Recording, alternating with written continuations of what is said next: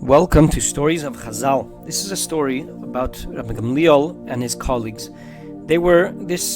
Commentators claim this is Rabbi Gamliel of Yavne, not Rabbi Gamliel Hazokin.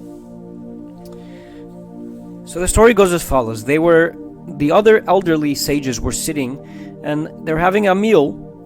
The way they would have a meal is they used to lie down on these couch-like chairs. That they were doing this by the house of Rabbi Gamliel. And the person who was serving them, the waiter, was Tavi, the servant of Rabbi Gamliel. Now this Tavi was actually a very famous servant. He's brought out in a few places throughout the Mishnah. He was known to be a very pious and wise servant. So one of these sages who was there was Elazar ben Azariah. And he commented about this. He didn't like that Tavi was serving them. Why not?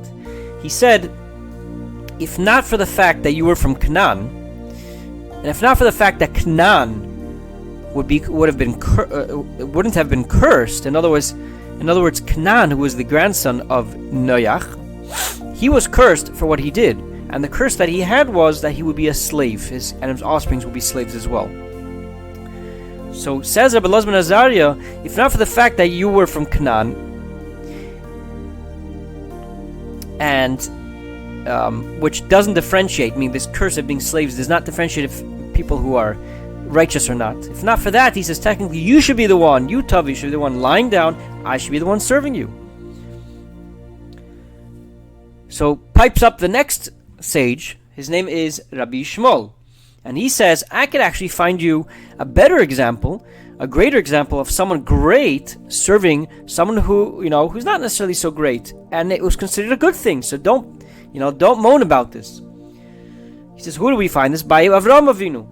He says he was a great man, and he served people who he thought they were either Arabs or Canaanim. So don't, so to speak, belittle this servitude. Because even the greatest people tried to do this, made sure to serve other people. So it's even considered a schus, a merit. Rabbi Tarfon, the next sage, pipes up. He says, actually, we find an even greater example of people serving on behalf of other people and considered it a respect, and even it's considered an honor even.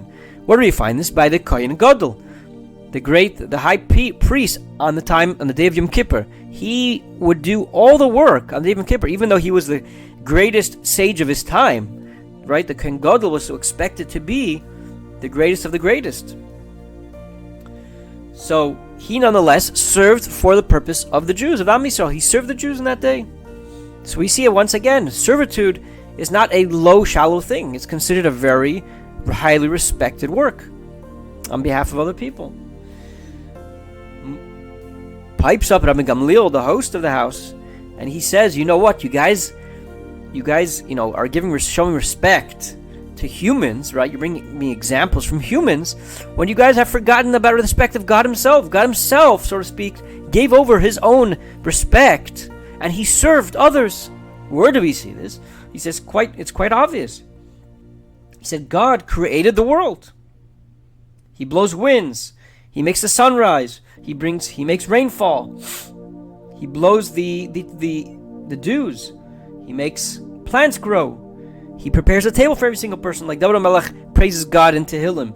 He says, Tarech lefonai shulchan. God sets up a table in front of me. And He does this for what? Says Rabbi Gamliel, does all for the Torah. All this He prepares for the Torah. So you see, the servitude is considered great depending on what your intent is. If your intent is to serve something great for a great purpose, so then even something which seems to be a non-respectful act could be a great thing. Have a good day.